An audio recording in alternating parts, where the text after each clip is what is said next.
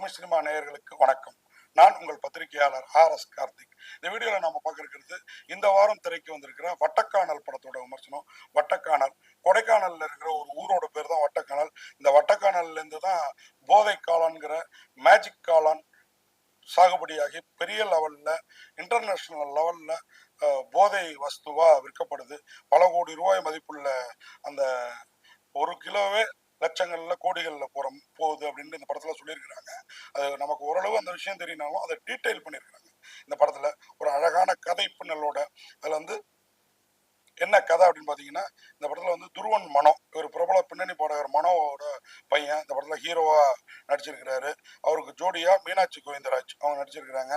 RK Suresh முக்கிய கேரக்டர்ல இதுல வந்து மனோவோட பையனுக்கு அப்பாவா நடிச்சிருக்கிறாரு. வேற லெவல்ல பண்ணியிருக்கிறாரு. அது இல்லாம பாடகர் மனோவும் வந்து ஹீரோயினோட அப்பாவா நடிச்சிருக்கிறாரு.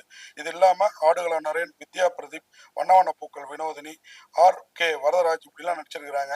என்ன கதை அப்படின்னு பாத்தீங்கன்னா, இந்த வட்டக்கானல்ல பெரும் இந்த மேஜிக் காளான பயிரிட்டு அயல் நாடுகளுக்கெல்லாம் அனுப்புற வேலையில இருக்கிறவர் தான் RK சுரேஷ். அவருக்கு 3 மகன்கள்.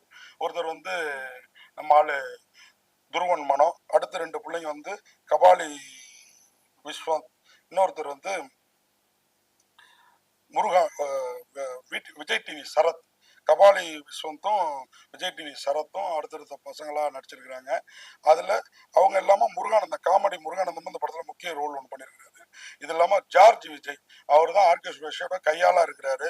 இது இல்லாம பாத்திமா பாபு பாட்டி கேரக்டர்ல, ஹீரோயினோட பாட்டி கேரக்டர்ல மிரட்டலா ரொம்ப நாளைக்கு அப்புறம் ஸ்கிரீன்ல வந்திருக்கிறாங்க. என்ன கதை அப்படின்னு பாத்தீங்கன்னா, நம்ம RK சுரேஷ் அந்த போதை சாம்ராஜ்யத்துக்காக தன் மகன்களை வச்சுக்கிட்டு பெரிய சாம்ராஜ்யம் பண்ணிட்டு இருக்கிறாரு. ஒரு கட்டத்துல மகனுக்கு ஒரு காதல், அந்த காதலியோட இடத்த அபகரிக்க நினைக்கிறார் RK சுரேஷ். அதுக்காக மகனும் பார்க்கல, வருங்கால மருமகள்னு பார்க்கல. RK சுரேஷ் பண்ற அயோக்கியத்தனத்தால ஒட்டுமொத்த சாம்ராஜ்யம் குலையிறது மட்டும் இல்ல, அவருடைய வாரிசுகளுக்கும் சோகம், சொல்ல முடியாத சோகம் ஏற்படுகிறது. அது என்ன மாதிரி சோகம், ஏன் ஏற்பட்டுச்சு அப்படின்னு பாத்தீங்கன்னா, அதுதாங்க அந்த படத்தோட கதையும் களமும். இதுல வந்து இந்த வரதராஜ் அவர் வந்து பாத்தீங்கன்னா பிரமாதமா நடிச்சிருக்கிறார். அந்த போலீஸ் கிட்ட அடி வாங்குறது, அதுக்கு முன்னாடி RK சுரேஷுக்கு கையாள் மாதிரி வந்து எதிர்த்து நின்று பேசி ஆப்போசிட் குரூப்பை அங்கே அடி வாங்குற அந்த கேரக்டர் ஆகட்டும், அப்புறம் மதி ஆகட்டும், எல்லாருமே சிறப்பாக பண்ணியிருக்கிறாங்க. இந்த படத்தை வந்து பித்தாக் புகழேந்தி அவர் தான் இயக்கியிருக்கிறாரு. MA ஆனந்தோட ஒளிப்பதிவு பிரமாதமாக இருக்குது. மாரிஸ் விஜயோட இசை பாடல்களில் இருக்கிற அளவுக்கு காக்கரட்டா காக்கரட்டான ஒரு பூவை வச்சு ஒரு பாட்டு பிரமாதமா இருக்கு. பாடல்கள் இருக்கிற அளவுக்கு பின்னணி இசை இல்லைங்கிறது கொஞ்சம் வருத்தமான விஷயம். அதுவும் சிறப்பா இருந்திருந்தா இந்த படம் இன்னும் பிரமாதமா இருந்திருக்கும்.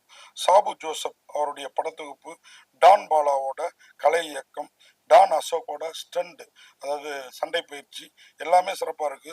நடனம் ஷெரீப் மாஸ்டரோட நடனம் கூட பிரமாதம். வண்ண பூக்கள் வினோதினி, பாத்திமா பாபு, இன்னும் வித்யா பிரதீப், இவங்களெல்லாம் ரொம்ப நாளைக்கு அப்புறம் இந்த படத்துல பார்க்க முடிஞ்சதுல ஒரு சந்தோஷம்.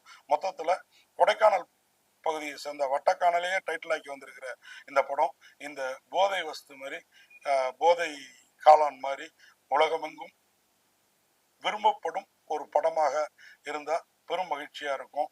ஆனாலும் ரசிகர்களால இந்த படம் கொண்டாடப்படும். ஏன்னா இதுல வந்து இந்த போதையை எவ்வளவு பேர் பயன்படுத்துறாங்க. இந்த போதையை கஞ்சாவை விட இதுல என்ன ஸ்பெஷாலிட்டி, இன்னும் சொல்ல போனா இந்த அபின் பிரவுன் சுகர் இந்த மாதிரி விஷயங்களை காட்டிலும் இந்த மாதிரி இயற்கையா கிடைக்கிற போதையை ஏன் மக்கள் விரும்புறாங்க, அதாவது இந்த போதைப் பொருள் பயன்படுத்துற இளைஞர்கள் ஏன் விரும்புறாங்க அப்படிங்கறதெல்லாம் டீட்டெயில் பண்ணியிருக்கிறதுல இந்த படம் ஒரு வித்தியாசமான தமிழ் படமா நமக்கு தெரிஞ்சிச்சு.